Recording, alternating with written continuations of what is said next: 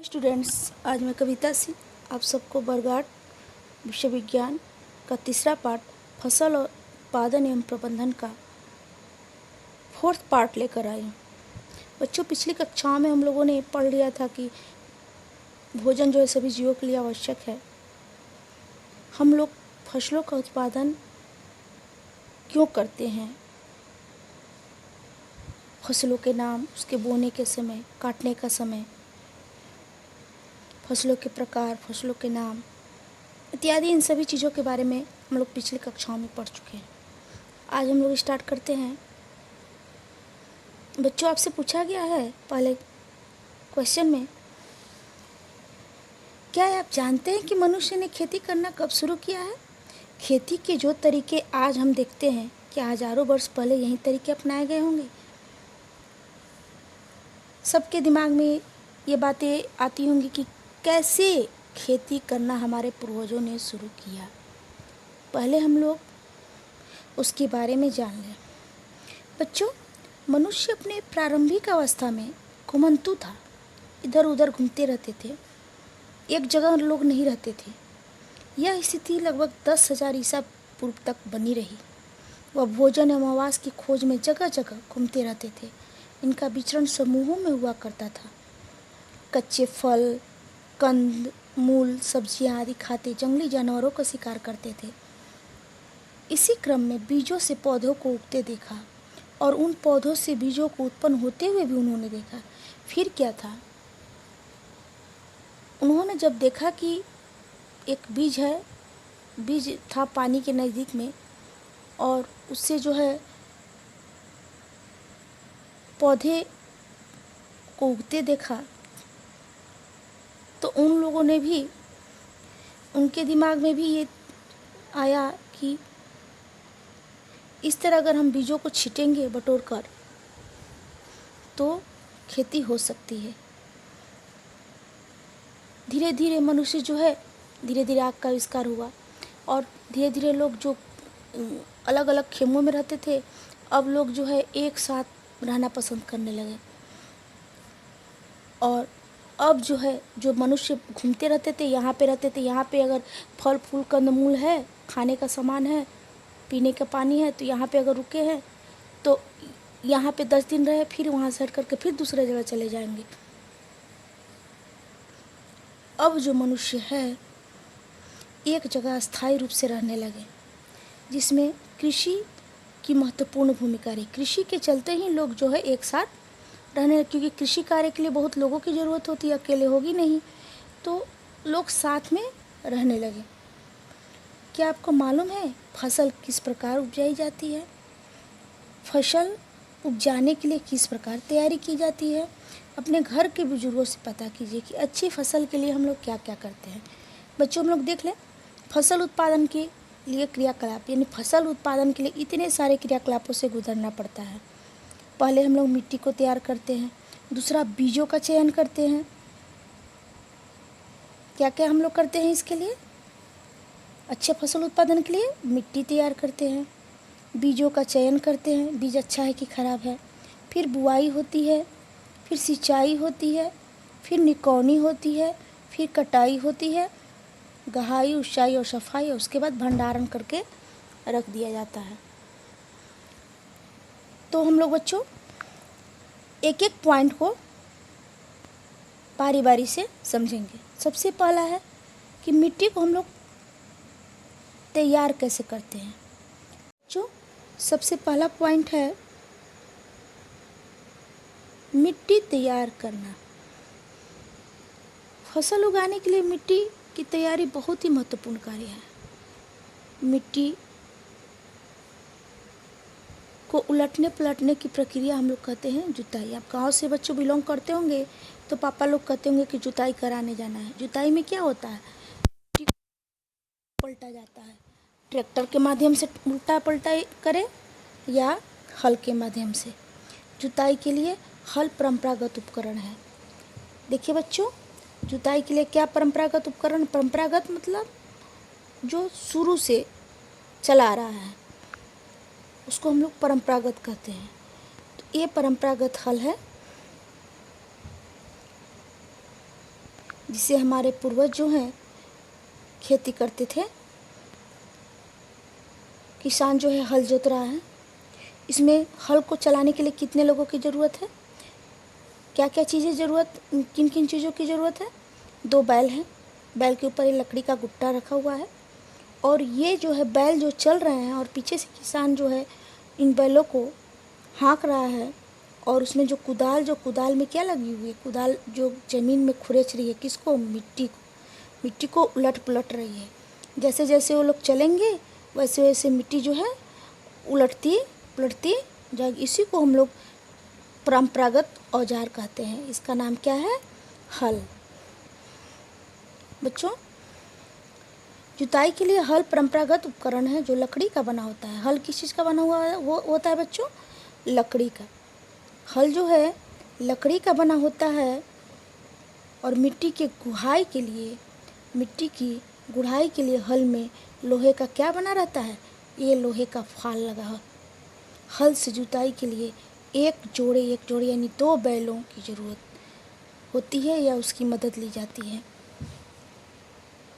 अब आगे चलते हैं। जुताई के दौरान जब खेत की जुताई होती है तो बड़े बड़े ढेले निकल आते हैं।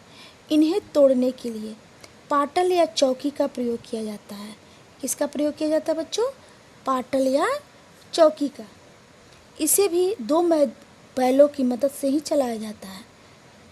वर्तमान में ट्रैक्टर, आधुनिक औजार, हम लोग आधुनिक खेती कर रहे हैं। अब जो खेती कर रहे हैं लोग तो ट्रैक्टर है, पावर टिलर है, इससे जुताई का काम किया जाता था। लेकिन परंपरागत शुरू में जब हम खेती करना स्टार्ट किए थे, बहुत सारे कई सालों तक यह जो है हल से लोग खेत को जोतते थे। लेकिन जब से ट्रैक्टर का आविष्कार हुआ है, आधुनिक यंत्र, तब लोग ट्रैक्टर से खेतों की जुताई का काम करने लगे हैं, क्योंकि इससे जो है समय की भी बचत होती है और श्रम की भी बचत होती है, समय पर खेती हो जाती है। मिट्टी की जुताई से अब हम लोग बच्चों चले देखते हैं कि मिट्टी की जुताई से क्या क्या फ़ायदे होते हैं। मिट्टी की जुताई से पौधे की जड़ें गहराई तक जाती है और पोषक तत्व प्राप्त कर सकते हैं। ह्यूमस पौधों की जड़ों तक पहुंचती है।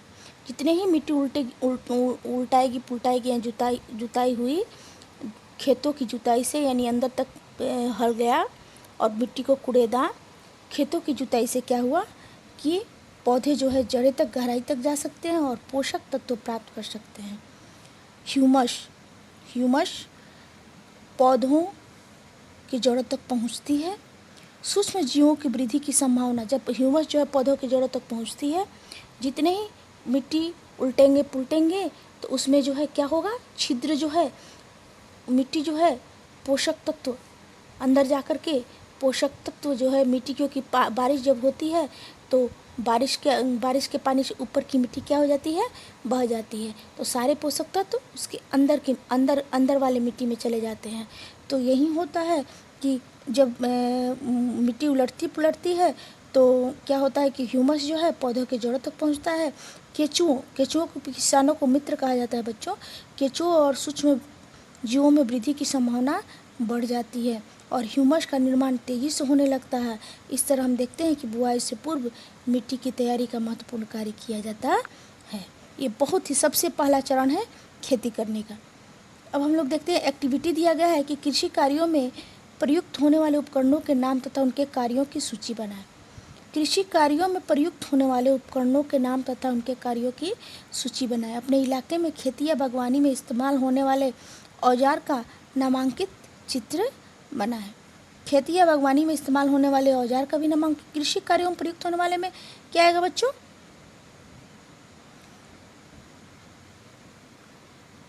कृषि कार्यों में प्रयुक्त होने वाले में क्या आएगा, पहले तो हल, फिर क्या है बच्चों, कुदाल,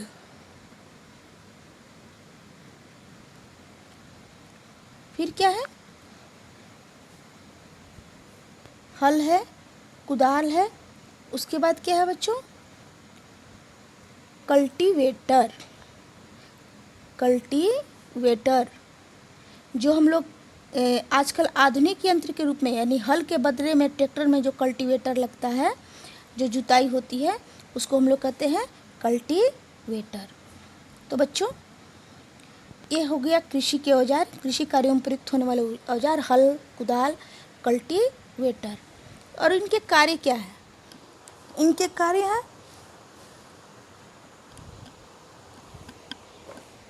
कार्य हैं, खेतों की जो मिट्टियाँ हैं उनको क्या करते हैं? हल का कार्य है जोतना, खाद उर्वरक, जब खाद जो है उर्वरक मिलाने के लिए हल का प्रयोग किया जाता है, या कल्टीवेटर का भी प्रयोग किया जाता है। जैसे जैसे कल्टीवेटर चलते जाता है, लोग खाद छिड़कते हैं मिट्टी को खुरचने के लिए, खरपतवार निकालने के लिए, इन सब चीज़ों का प्रयोग किया जाता है। हल, कुदाल, कल्टीवेटर, इन सब का कार्य है।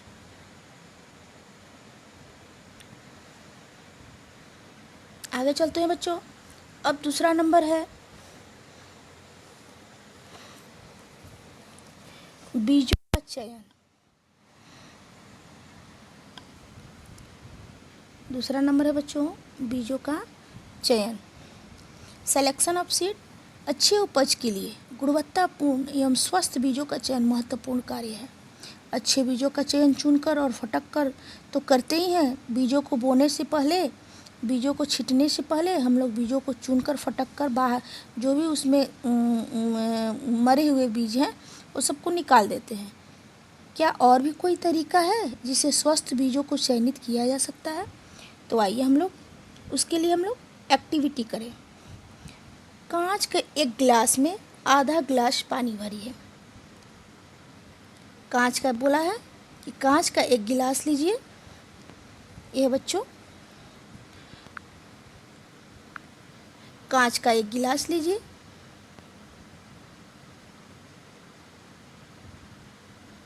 कांच के गिलास में आधा गिलास हमको पानी भरना है।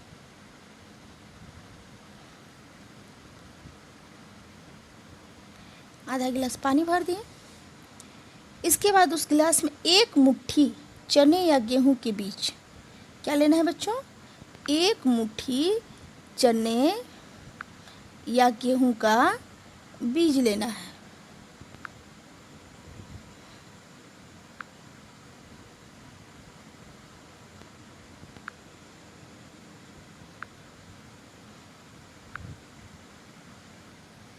एक मुट्ठी जो है गेहूं का बीज, चने का बीज सब इसमें डाल दिए। अब हम लोग क्या करेंगे? बीजों का चयन करेंगे कि कैसा। Selection of seed. अच्छी उपज के लिए बच्चों गुणवत्तापूर्ण एवं स्वस्थ बीजों का चयन करना बहुत ही महत्वपूर्ण कार्य है। अच्छे बीजों का चयन एक चुनकर और एक फटक कर तो हम लोग करते ही हैं। क्या और भी कोई तरीका है आपके दिमाग में जिसे स्वस्थ बीजों को चयनित किया जा सके? तो बच्चों चलिए हम लोग देखते हैं क्रियाकलाप 4 यानी एक्टिविटी नंबर 4, कैसे कैसे हमको अच्छे बीजों का चयन करना है। पहला नंबर बोला है कि कांच के एक गिलास में आधा गिलास पानी भरिए। ये मान लीजिए कांच का ये गिलास है, इसमें कितना गिलास पानी भरना है? आधा गिलास पानी भरना है। पानी भर दिए। इसमें जो है इसके बाद इस गिलास में एक मुट्ठी चने या गेहूं के बीज को डालिए। मान लीजिए कि इस गिलास में हम लोग एक मुट्ठी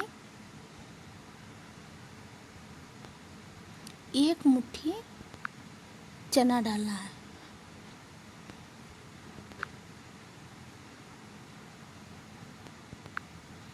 एक मुट्ठी क्या उसमें डालना है बच्चों? चना डालना है। हम लोगों ने एक मुट्ठी चना गिलास में डाल दिया।